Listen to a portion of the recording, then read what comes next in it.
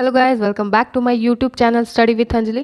आज हम आपको द लोटस का समरी एनालिसिस बताने वाले इस वीडियो में, तो वीडियो के अंत तक बने रहिएगा दोस्तों। पर वीडियो को स्टार्ट करने से पहले मैं आपसे रिक्वेस्ट करना चाहूँगी कि अगर मेरा वीडियो पसंद आए तो लाइक कीजिए, सब्सक्राइब कीजिए और बेल आइकन को जरूर दबा दीजिएगा दोस्तों। चलिए वीडियो को स्टार्ट करते हैं। The lotus poem is written by Toru Dutt. Toru Dutt was a Bengali translator and poetess. जो लोटस पोएम है वो तोरू दत्त के द्वारा लिखा गया है, और तोरू दत्त जो हैं वो एक बंगाली ट्रांसलेटर हैं who wrote in English and French language, जो कि इंग्लिश और फ्रेंच लैंग्वेज में लिखते हैं।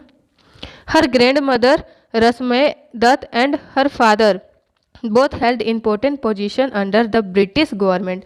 और तोरू दत्त के जो पिता हैं और जो ग्रैंडफादर है, दोनों ही ब्रिटिश गवर्नमेंट के अंदर एक बहुत ही ऊंचा पोजीशन के अंदर काम करते हैं।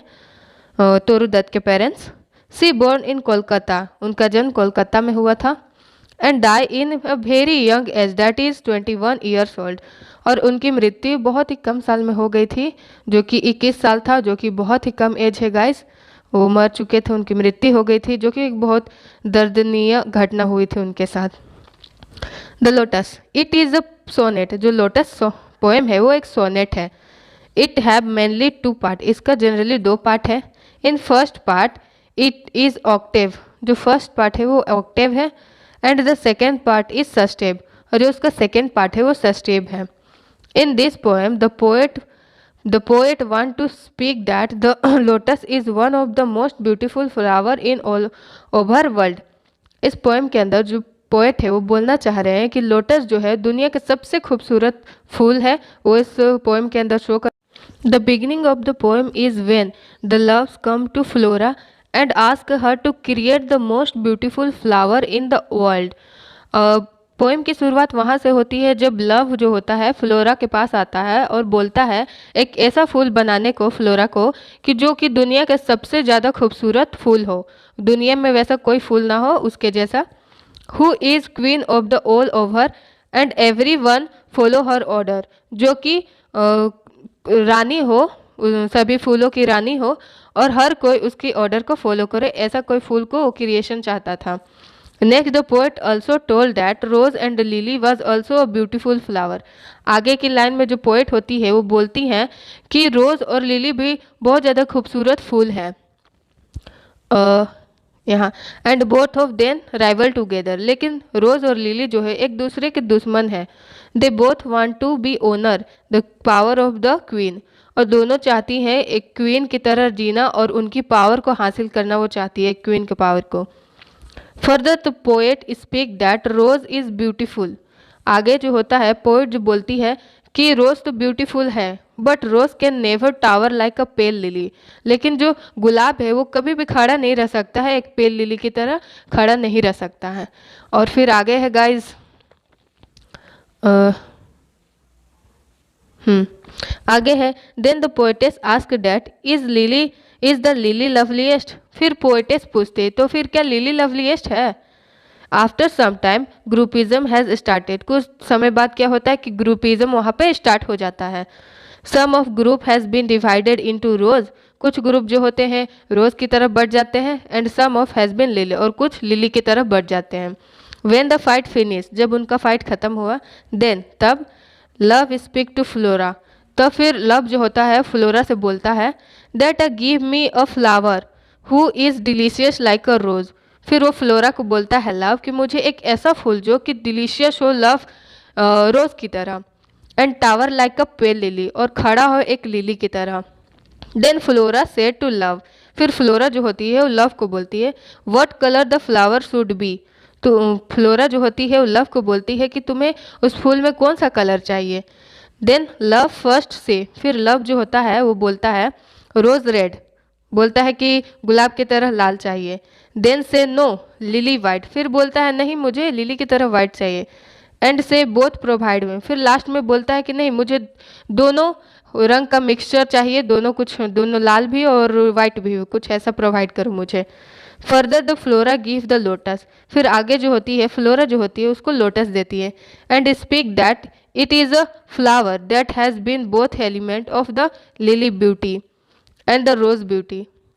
आगे जो होती है फ्लोरा, उसको लोटस देती है लव को और बोलती है लोटस एक ऐसा फूल है जिसमें रोज का भी और लिली का भी दोनों के ब्यूटी मिक्स है, दोनों एलिमेंट है इसमें। The lotus is the queenest flower in all over world, और बोलती है कि जो लोटस है वो क्वीन है ऑल ओवर वर्ल्ड में। And every one follow her because it's qualities in such like a queen, क्योंकि उसका जो क्वालिटी है वो क्वीन की तरह है, इसलिए इसको फॉलो भी करते हैं। The poem rhyme scheme is ABBAABBACDCDDC। जो पोएम का राइमिंग स्कीम है वो ये है, इतना लंबा। दोस्तों आप इसको नोट कर लीजिएगा, इंपॉर्टेंट है। अगर आप एग्जाम में इसको एनालिसिस के साथ लिख देते हैं तो आपको पॉइंट एग्जामिनर दे देता है अच्छा से। So this way the poet Toru Dutt drawing a link between the European culture and the Indian Asian culture. So इसी तरह जो तोरू दत्त हैं वो ड्राइंग लाइन को डिफाइन करना चाहे यूरोपियन कल्चर को और इंडियन एशियन कल्चर को डिफाइन करना चाहे अपने इस पोएम के अंदर। So now we finally told that the Toru Dutt was a great poetess in India. So हम इसी तरह अब हम फाइनली कह सकते हैं कि तोरू दत्त जो है वो एक महान कवित्री हैं, who was remarkable in the history of India, जो कि इंडिया के हिस्ट्री में अद्भुत नगीने हैं।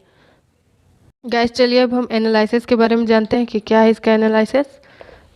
तो चलिए एनालिसिस को भी आपको हम डिस्कस कर देते हैं दोस्तों।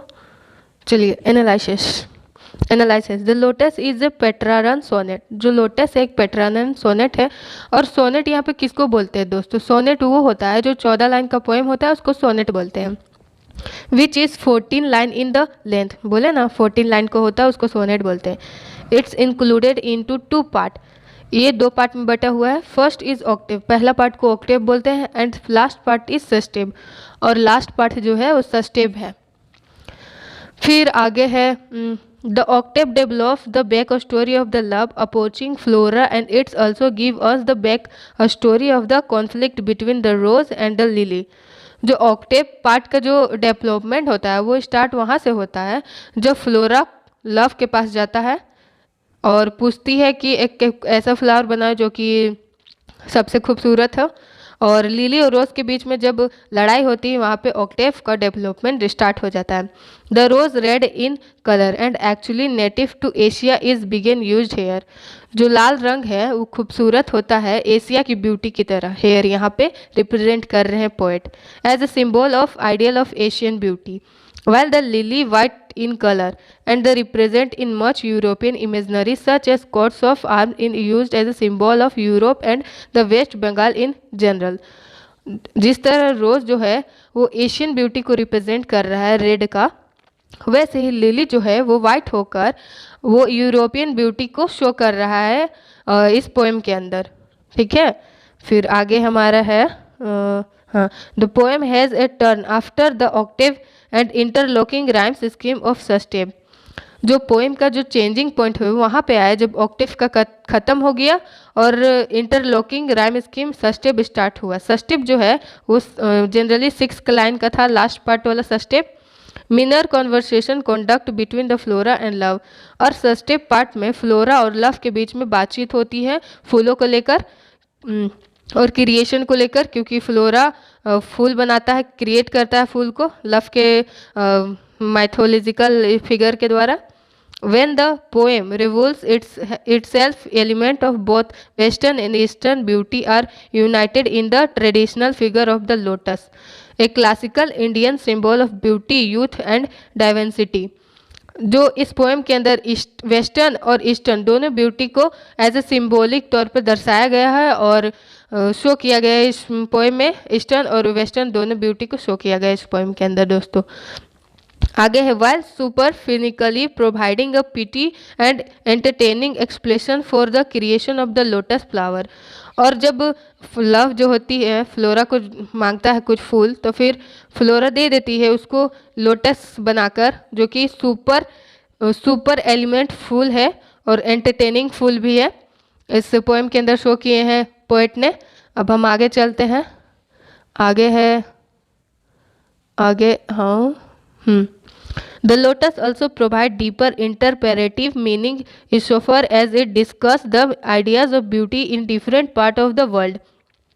द लोटस पोएम में वैसे ही ब्यूटी को एक डिफरेंट लेवल पे शो किया गया है इस पोएम के अंदर, और आइडियाज़ को भी कि किस तरह हम एक ब्यूटी को अलग अलग चीज़ों से कंपेयर कर सकते हैं। जिस तरह हम ब्यूटी को अलग अलग चीज़ों से कंपेयर कर सकते हैं उसी तरह इस वीडियो में शो किया गया है दोस्तों। अब आगे है, कहाँ गए हम भूल गए, हाँ यहाँ पे थे। The creation of A lamination on transitional beauty, one of that seats in between the ideas of east and west in the form of the lotus evokes and suggests not only Dutch home of India but also Dutch herself, who life experience in continental India and all round Europe fundamental make her a figure of transitional and intermixtion and culture exchange। इस poem के अंदर दत्त ने अपने Indian life के ही नहीं show किया है बल्कि अपने यूरोपियन ऑल ओवर वर्ल्ड जहाँ पे वो घूमी है, जहाँ पे जिस चीज़ को महसूस की है, ऑल अबाउट थिंग को उन्होंने फिगर आउट किया है इस पोएम के अंदर, तो वही शो कर रही हैं इस पोएम में। और ये बहुत गलत हुआ कि वो बहुत ही कम एज में एक हम लोग महान कवि को खो चुके हैं गाइस, सो ये बहुत ही दुख भरी बात ही है। फिर आगे है, the poem also call back to that larger body of work in attention and fashion with both natural beauty and world religion including the pagan religion of ancient Rome। और उन्होंने अपने रिलीजन को भी शो नहीं किया क्योंकि वो बाद में जाके हिंदू से क्रिश्चियन में चेंज हो जाती हैं, और इस पोएम के अंदर उन्होंने ये भी नहीं शो किया कि अपने क्रिश्चियनिटी को अपने चेंज कर देती है और हिंदुइज्म में पहले थी तो अब वो कन्वर्ट हो जाती है क्रिश्चियन में। तो उन्होंने बहुत ज़्यादा फेस किए हैं दोस्तों। तो एनालिसिस भी हो गया और समरी भी हो गई। तो आज का हमारा वीडियो ख़त्म हुआ दोस्तों। Thank you for video watching.